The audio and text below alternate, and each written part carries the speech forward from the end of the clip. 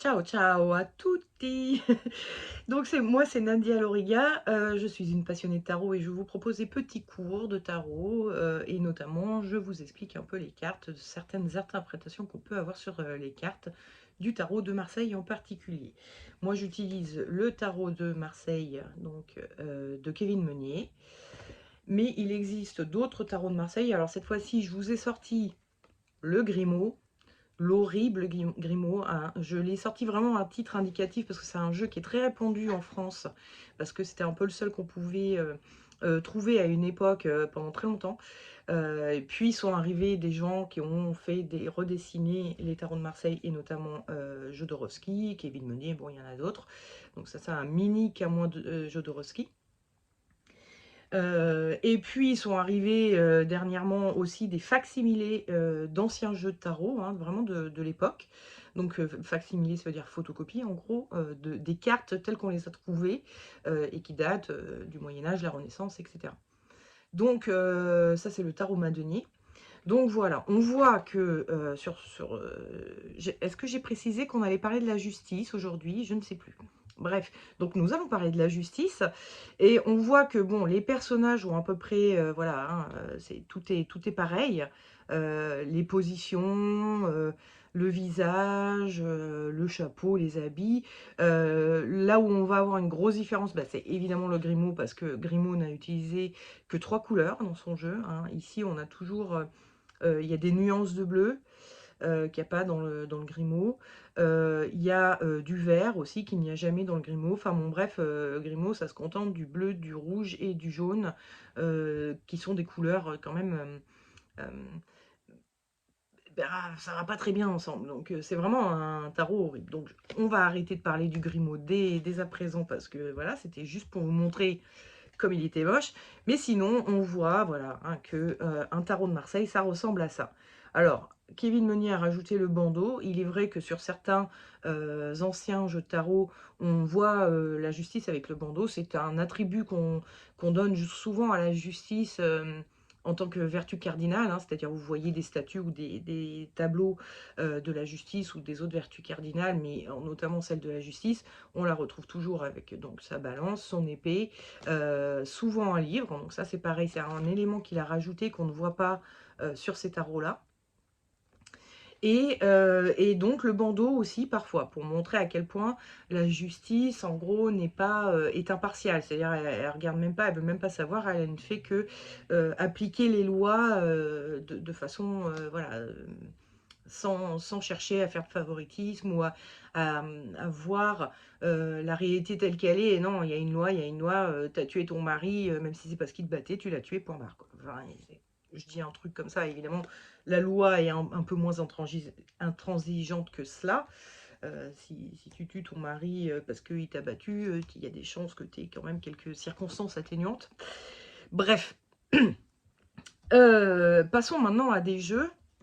Avant de vous donner quelques interprétations, je vous montre quelques jeux qui ne sont pas des tarots de Marseille, mais qui sont quand même tout de même inspirés du tarot de Marseille. Donc nous voyons ici la justice du tarot des imagiers du Moyen-Âge d'Oswald Wirth. On a quand même quelque chose d'assez proche, donc toujours pas le bandeau, mais elle a bien ses attributs habituels, hein, donc la balance, l'épée, le chapeau est quand même bon, assez proche, hein, on est sur quelque chose d'assez proche. C'est un chapeau qui est associé à la magistrature, je ne saurais pas vous dire exactement quel métier dans l'exercice de la loi on l'utilise, mais c'est à la fin de la justice plus exactement. C'est un chapeau qui va, je sais plus sur qui, mais c'est vraiment un chapeau qui est lié à la justice, hein, c'est le chapeau que portaient les gens qui pratiquaient la justice à cette époque. On retrouve bah, le siège, hein, une espèce de trône, quoi, avec ses deux colonnes comme ça, et le, le dossier qui est incurvé comme ça. Bon, il a fait tout pareil, sauf que évidemment c'est beaucoup plus décoré, c'est beaucoup plus joli, voilà, hein. On retrouve même la chaîne sur son cou. Bref, c'est un personnage qui est assez proche du tarot de Marseille. Alors Wirth, il y a des cartes où il ajoute vraiment des éléments qui n'ont rien à voir. Et puis des fois, il fait une carte qui est quand même assez similaire, mais la différence, elle se trouve dans le fait que, bah, ce sont d'assez jolis dessins. C'est pas vraiment un tarot de Marseille dans le sens où c'est pas vraiment inspiré vraiment des dessins. On voit que les dessins sont beaucoup plus chiadés, moins naïfs, mieux faits, et cetera, hein. Donc du coup, faudrait que je me renseigne quand même pour savoir si c'est considéré comme un tarot de Marseille, mais pour moi, c'en est pas un. Parce que voilà, tarot de Marseille, bah, entre guillemets, c'est moche. Voilà. Donc, puis alors surtout celui-ci, hein, bon, on l'a déjà dit, je vais pas revenir dessus. Mais voilà, pour moi, du coup, c'est pas vraiment un tarot de Marseille parce que il respecte pas ce côté. Euh, L'imagerie doit être vraiment naïve. On peut moins, voilà, s'imaginer de choses avec des cartes comme ça, toutes bien dessinées, qu'avec des cartes comme ça qui sont un peu mal dessinées et où on pourrait se dire, tiens, j'ai envie de voir, je sais pas, un triangle ici. J'ai envie de voir ça. Bon, c'est comme ça. Et point barre. C'est des choses que là, on va pas pouvoir voir. Bref. Passons maintenant au Rider-Waite-Smith. Donc ça, c'est le tarot un peu original de type Rider-Waite, hein, ce qu'on appelle les Rider-Waite. Donc ça, c'est l'original, hein, avec Pamela Smith qui a fait l'illustration. Où nous voyons donc une justice qui est un tout petit peu... Enfin, qui est quand même assez ressemblante, mais elle n'a pas le chapeau. Je vous remets le tarot de Marseille à côté. Le chapeau typique, hein, c'est une couronne, plutôt. L'épée, elle est levée, c'est pas posée à côté d'elle comme ça, un peu, on dirait que c'est posé sur son genou, quoi, hein, un peu, là. Là, non, elle la tient en l'air. La différence, ça va être que là, on s'apprête à décider, mais on n'a pas encore tout à fait pris la décision, donc on n'en est pas à lever l'épée. Alors que là, si, on en est à lever l'épée et on va décider vraiment, là, on est en train de le faire, de trancher, quoi.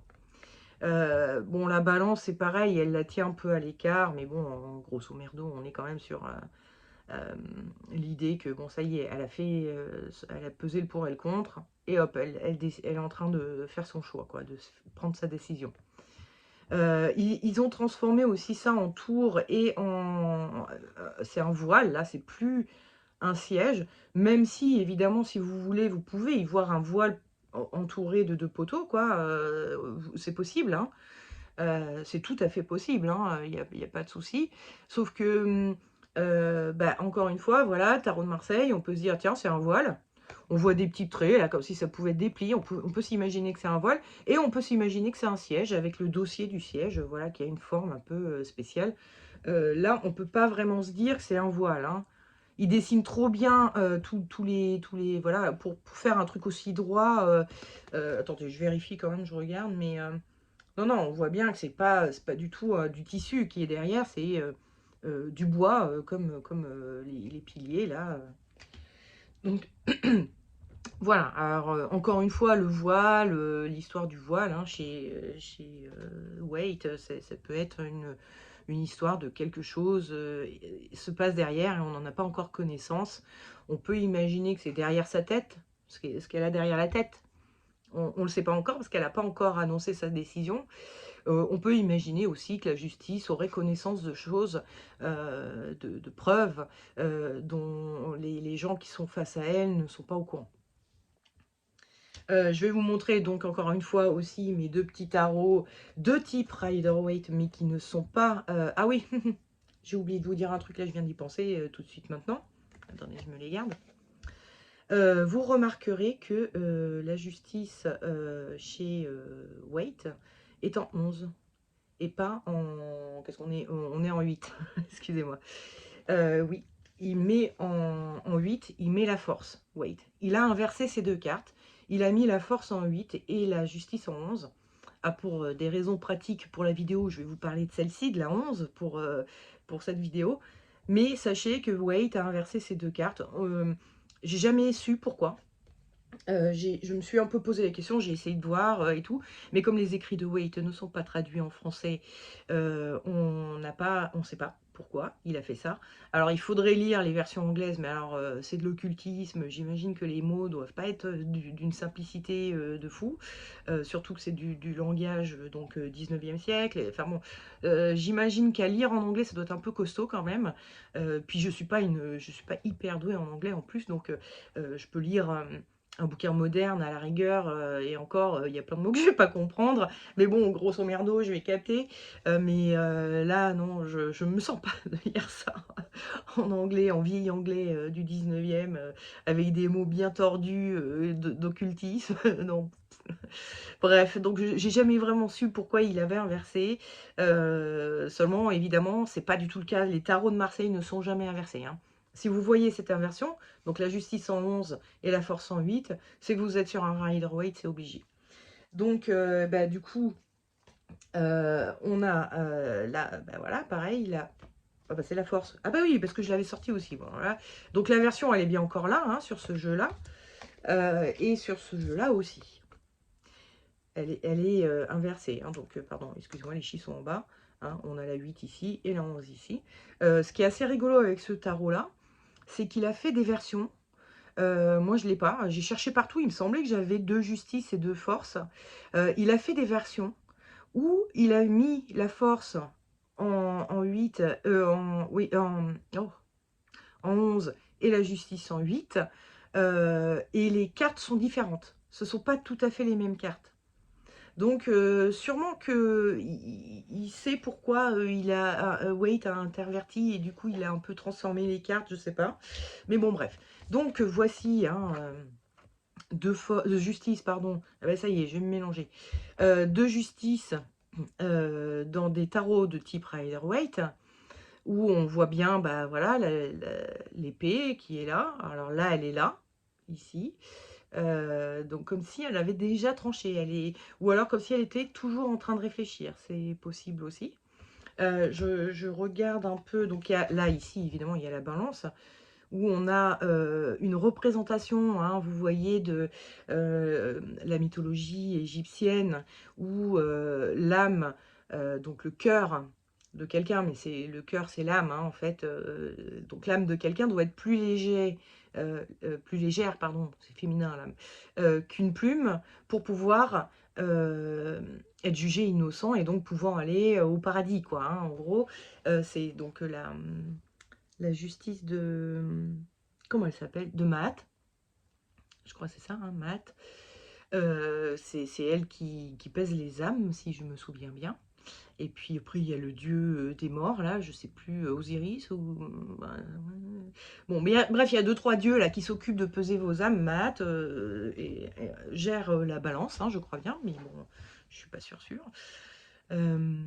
Bref, tout ça pour dire que bon, c'est une petite référence au mythe égyptien sur la pesée de l'âme au moment de la mort. Euh, il a ajouté des ailes. Euh, Pourquoi peut-être en référence au côté mythologique égyptien ou pour dire que c'est un dieu, c'est pas... bon, je ne saurais dire, hein, vraiment. Là, bon, c'est beaucoup plus classique, hein, elle a son habit rouge. Elle est donc sur un siège, elle, et pas derrière un voile, hein, devant un voile, pardon. Elle a sa petite balance qui est là, son épée, sa petite couronne, tout pareil. Là aussi, il y a la couronne, on la voit. Et puis voilà, quoi, hein, on a un truc assez où ils reprennent bien les codes de la justice du Rider-Waite original, quoi. Comme d'hab, on a quelque chose d'assez cohérent. Revenons donc à notre tarot de Marseille et aux interprétations qu'on peut faire à la justice. Donc, la justice, bon, bah évidemment, elle a une balance, une épée, on peut dire que ça parle de justice, hein, de tout ce qui est procès, où la justice doit trancher, quoi. Évidemment, c'est la première chose à laquelle on va penser, c'est clair. La balance et l'épée peuvent faire penser à une balance de cuisinier et un couteau. Donc on peut penser aussi, pourquoi pas, au fait de cuisiner, hein, d'être en train de cuisiner ou d'être chef cuisinier. Voilà. Je vous dis, hein, vous voyez ce que vous voulez, vous voyez des éléments et vous vous dites: «Bon, bah, ça, voilà». Pareil, il y a un livre, donc ça peut parler de tout ce qui est d'ordre, livresque. Il est fermé, donc elle est pas en train d'étudier, mais c'est peut-être un livre qu'elle a écrit ou une connaissance qu'elle a ou bref, elle se le garde un peu sous le pied. Heu, mais comme il est fermé, il est déjà acquis ce livre, hein. Il n'est pas en train de s'écrire, c'est pas ou on n'est pas en train de l'apprendre, on n'est pas sur le mode étudiant comme on pouvait voir avec, la papesse qui avait un livre ouvert, qui pouvait faire penser plutôt à un étudiant, quelqu'un qui est en train de lire un livre et donc d'apprendre ce qu'il est en train de dire, ou un comptable qui est en train d'écrire dans son livre, un comptable ou un écrivain public, enfin voilà, quelqu'un qui est en train d'écrire. On n'est pas sur ça, là, on est plus sur, il y a le livre de la loi, je le connais. C'est ma référence pour gérer faire ça, mais je le connais déjà. J'ai pas besoin de l'apprendre. Ou alors n'importe quel autre type de connaissance qui pourrait être là. Voilà, si le livre vous saute aux yeux, vous pouvez vous dire, ça c'est une connaissance que j'ai ou que mon consultant a. Hem, quoi d'autre? Sinon le fait d'avoir les yeux bandés, ça peut être le fait, quand vous voulez par exemple, réfléchir, vous pouvez vous mettre à fermer les yeux pour essayer de vous couper du reste du monde, et donc ne pas voir, éventuellement, enfin en gros ça englobe, voilà tout ce côté où je me mets dans une bulle pour réfléchir à tête reposée et ne pas me laisser influencer par ce que je vois, par ce qui m'est dit, et cetera. Donc il y a cette notion un peu d'impartialité, mais aussi beaucoup de réflexion, hein. La justice, c'est un personnage qui est en train de réfléchir au pour et au contre avant de trancher. Et encore une fois, le fait que l'épée ne soit pas levée, c'est-à-dire le bras ne soit pas levé, l'épée elle est levée, mais le bras lui ne l'est pas, ça veut dire qu'elle n'est pas encore prête à décider.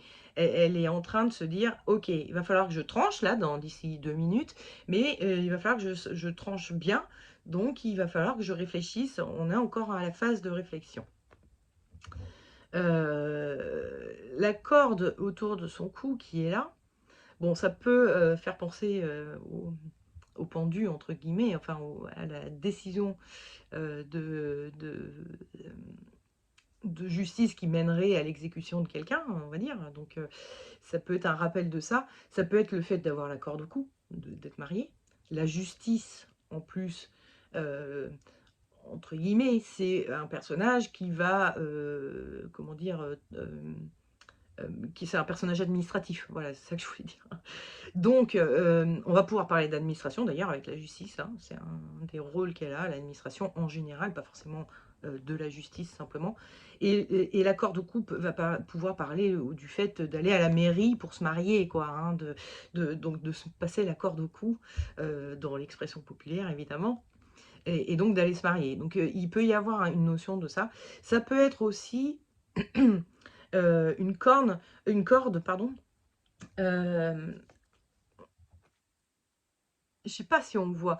On le voit bien, sur le Vire ça, hein. Il a fait c'est une chaîne, comme si ce personnage avait enchaîné tout ce qui est en dessous là. Tout ça n'existe plus pour elle, elle ne se concentre que sur ce qu'il y a au-dessus. Donc elle se concentre essentiellement sur tout le côté mental, réflexion justement, et ne pense plus, enfin ne s'inquiète plus du tout de son corps, de ses pulsions, de ses envies, de ce qu'il y a dans le cœur, de ce qu'il y a dans les tripes, et cetera. Tout ça, elle le met de côté, elle l'a enchaîné pour n'avoir que sa réflexion. Donc c'est un personnage qui est très mental, qui va pas du tout aller dans l'instinct, dans le c'est on dit, il est froid comme une porte de prison, je crois, ou aimable comme une porte de prison. Donc c'est pas tout à fait raccord avec ce que je voulais dire, mais bon, il y a ce côté où la justice est froide. La justice, elle fait pas de sentiments, et là, c'est vraiment ça que c'est en train de dire, c'est, si vous sortez ça en conseil, par exemple, ça veut dire: «Arrête de faire du sentiment, réfléchis». Soit dans le mental, du coup, dans la logique, dans le stratégique, toutes ces choses-là, mais ne sois pas dans le sentiment, dans ce qu'il y a dans ton cœur, dans tes tripes, tes émotions, mets tout de côté parce que, c'est pas avec ça que tu vas être aidé, si c'est une carte conseil, hein, évidemment. C'est pas le cas à chaque fois, hein, mais là, en l'occurrence, si vous tirez ça en conseil par rapport à une situation, ça va vous dire: «Laisse tomber tout le côté instinct, envie, peur et cetera, enfin tout ce qui est émotionnel, laisse-le tomber. Il va falloir être dans la logique, dans le mental, dans la réflexion et cetera». Qu'est-ce qu'on pourrait ajouter d'autre? On va peut-être passer un petit peu au côté, vécu, ressenti de la justice. Donc si vous vous positionnez, tel que la justice se positionne et alors là, pour le coup, ça va être assez important, que quelqu'un vous place. Parce que vous vous rendrez compte que si vous vous asseyez sur une chaise avec les pieds par terre, ça va pas marcher. Vous voyez un peu cette forme que font ses genoux comme ça? On voit qu'en fait, elle est assise en tailleur, la justice. Donc c'est quand même assez rigolo parce que, c'est de prime abord, on va pas s'en rendre compte. Il faut vraiment essayer de se positionner comme la justice se positionne pour, se rendre compte qu'en fait, elle est assise en tailleur. Donc encore une fois, ça nous ramène au côté un peu méditation. Je sais pas si au Moyen Âge, ils avaient conscience de ça, mais bon, à l'heure d'aujourd'hui, oui, bien sûr. Si on se met assis en lotus comme ça, les jambes, croisées devant nous, enfin en lotus, hein, je vois pas, je sais pas comment, appeler cette position autrement. Bref, forcément on va penser à la méditation. Donc encore une fois, au côté un petit peu faire, réfléchir ou, éventuellement faire un peu le vide pour calmer les émotions justement. De nouveau avec, cette, voilà, on va essayer d'aplanir les émotions, respirer un grand coup, se mettre en méditation de façon à avoir, une vision plus claire, plus consciente des choses et moins embarquée par, les émotions. Donc il y a vraiment ce côté un petit peu, quand on se positionne comme la justice, telle que la justice se positionne, on se rend compte qu'on est vraiment en train de réfléchir. En plus, donc, comme je vous le disais, vous avez, l'épée qui est posée sur le genou, donc on n'est pas du tout dans un sentiment qu'on va y aller. On est vraiment dans un sentiment que: «Attends, là, pour l'instant, je garde mon épée là, parce que je ne suis pas encore prêt à décider, je suis encore en réflexion». Et puis, la balance, on se rend compte, donc ça c'est visuel, mais à la fois vous pouvez le ressentir aussi si vous positionnez bien, tel que la justice est positionnée. Vous vous rendez compte que ici, il y a son genou qui est un peu en train de pousser la balance de ce côté-là et là, il y a son coude qui est en train un peu de pousser, de ce côté-là, la balance. Donc, elle est peut-être pas en train de rendre une justice impartiale, elle est peut-être pas, si impartiale qu'on le dit. Elle est peut-être en train de faire pencher la balance là où elle veut que la balance penche. Mais comme il s'agit d'un homme de loi, enfin, on va pas forcément parler, on peut parler, si, vous pouvez parler de tricher un peu, pour faire pencher la balance vers de notre côté. Ça peut vouloir dire ça, mais ça peut aussi vouloir dire que, il faut faire pencher la balance pour ce qui est juste pour nous. Pas une justice, comment on dit? Impartiale, mais une justice vraiment partielle, c'est-à-dire ce qui va être juste pour nous. Et donc ça va peut-être pas plaire à d'autres. Ça va peut-être pas être sympa pour d'autres, mais c'est juste pour nous et ça, il va falloir qu'on le fasse parce que sinon on va pas être juste envers nous-mêmes. Donc, voilà, voilà. Heu, j'essaye de voir ce que je pourrais vous dire de plus, par rapport aux éléments, mais je pense qu'on a vu pas mal de choses, déjà, pour le visuel, et puis pour le ressenti, le vécu. Après en termes de positif, négatif, hein, on l'a dit, c'est quelqu'un de froid, qui se coupe de toutes ses émotions. Donc c'est très bien quand il faut qu'on réfléchisse, qu'on ait une vision claire des choses. Donc ça, c'est l'aspect positif. Quand c'est, dans son aspect négatif, c'est, bah, on est quelqu'un de froid et qui n'a aucun sentiment et qui fait aucun sentiment et qui va pas faire du cas par cas ou, essayer de vous comprendre ou, voilà, c'est quelqu'un d'un petit peu, incapable d'empathie. C'est vraiment quelqu'un de froid. Dans son aspect négatif. Après, dans son aspect positif, ça veut dire qu'on est en train de réfléchir de façon, hem, hem, la plus impartiale possible. C'est-à-dire en regardant les faits tels qu'ils sont et pas, en s'imaginant que ça voulait dire ci ou ça, enfin bon. Donc, voilà, dans son aspect positif, c'est quelqu'un de très réfléchi. Dans son aspect négatif, c'est quelqu'un d'un peu froid. Après pour le côté initiatique, bon, bah, c'est une des vertus cardinales, hein, donc on est forcément sur, voilà, quelque chose, hem, qu'on est censé atteindre, d'être capable de justice, d'avoir cette vertu de justice, hein, donc d'impartialité, de ne pas se laisser emporter par ses émotions, pour rendre une justice et pour être le plus juste possible envers le monde, hein. Là, pour le coup, on n'est pas sur ce qui est juste pour nous, mais ce qui est juste pour le plus grand nombre, on va dire. Donc c'est voilà, une des vertus cardinales qui va être vue comme une des étapes initiatiques par les occultistes, les ésotéristes, etc. Il y aurait sûrement beaucoup d'autres choses à dire. On a vu tout à l'heure avec ce jeu-là, que ça peut aussi renvoyer effectivement à la justice divine, à la justice euh, à laquelle on aura affaire après vie. Donc c'est aussi un peu de dire fais de ton mieux dans cette vie pour que la justice de l'après-vie soit la plus cool possible pour toi, parce que tu n'auras pas de regrets, tu n'auras pas de enfin, ouais, enfin si c'est ça, de regrets, de remords plutôt. Voilà, tu n'auras pas de remords d'avoir pas fait la justice, tu n'auras pas tu auras la conscience tranquille et donc tu pourras partir le plus vite possible vers les hauts cieux. Après, bon, tout dépend évidemment de la façon dont vous voyez l'après-vie, hein. Ça, c'est chacun se fait son idée. Mais bon, je vois assez mal pourquoi on rentrerait dans une voie initiatique si on estime qu'il n'y a pas de vie après la mort. Mais bon, c'est pas pour autant que vous pensez qu'il y a un paradis, un enfer, ou quoi, ou qu'est-ce, hein. La pensée la plus courante sur l'après-vie actuellement, enfin en tout cas, comment dire, qui revient le plus souvent des expérienceurs de mort imminente ou de sortie hors du corps, ou enfin voilà, même de la plupart des médiums actuels, hein, c'était sûrement pas le cas à d'autres époques où la médiumnité euh, était pas faite de la même manière. On sent bien que la médiumnité est très liée à l'ère du temps. Hein, au 19e siècle, les médiums étaient des gens qui se faisaient incorporer, ils parlaient à la place des morts, et pas seulement transmettaient le message des morts, comme font nos médiums d'aujourd'hui. Donc ils agissaient plus, ils devenaient inconscients et c'était un mort qui prenait leur place dans leur corps pour parler, pour agir, pour faire des choses.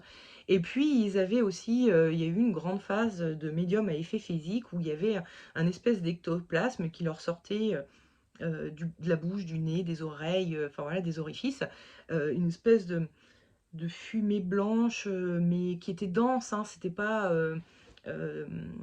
Alors ça s'évaporait après, donc c'était dense, gazeux, mais c'était quand même.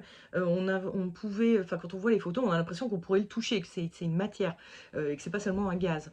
Mais bon, bref, voilà, c'est pour vous dire que voilà, la pensée des médiums évolue. Enfin, la façon dont ils voient le monde évolue. Vous avez qu'à lire Alan Kardec, ça a plus trop à voir avec la pensée des médiums d'aujourd'hui.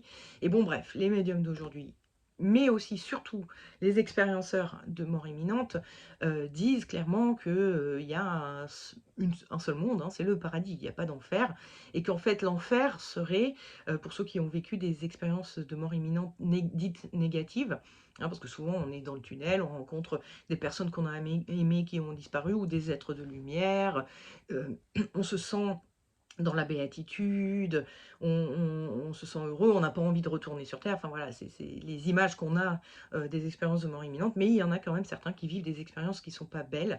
Notamment, il y a cette histoire où on revoit sa vie défiler. Et il y a des événements qui ne nous plaisent pas du tout et on a des remords justement. Et du coup, on se sent pas bien. Ou alors on a peur. Ou alors on est approché d'entités qui nous semblent négatives, où on a l'impression d'être dans un monde qui est plutôt noir, hein, il n'y a rien derrière, mais on se rend compte que tout ça, c'est quand même très lié à la façon dont les expérienceurs vivent leur mort, en fait, ou ont vécu leur vie et enfin, s'y culpabilisent. C'est-à-dire que le fait de sortir de son corps fait que visiblement, on a connaissance du bien et du mal que l'on a fait. C'est cette histoire de revue de vie, hein. Parce que quand les expérienceurs racontent que quand ils vivent, enfin, ils revoient un épisode de leur vie, ils le voient tel qu'ils l'ont vécu eux, donc ils revoient exactement ce qu'ils ont vécu, mais ils le voient aussi tel que la personne en face d'eux l'a vécu. Donc comment elle s'est sentie au moment où on a agi comme ça, etc. Et on le voit d'une façon extérieure au protagoniste. Donc il y a vraiment 3 visions différentes où on a une vision un peu plus de tierce personne, c'est-à-dire un peu plus élargie. On a la vision de tel qu'on l'a vécu nous et la vision de tel que ça a été vécu par l'autre.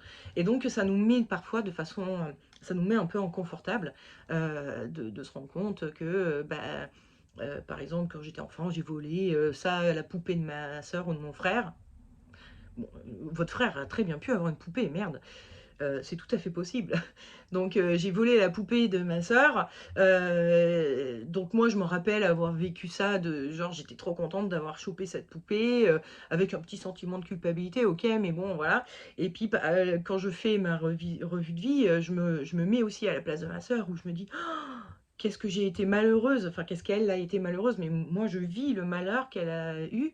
Et puis j'ai une vision d'une troisième personne, comme si j'étais les parents qui voyaient ça, où j'ai un peu le côté où je me dis, oui ok, elle a volé la poupée, mais en même temps elle avait pas une belle poupée comme ça, elle on lui a offert, je sais pas, une trottinette, ça la faisait chier, elle voulait une poupée, et puis du coup elle était triste aussi, enfin, vous voyez un peu ce que je veux dire.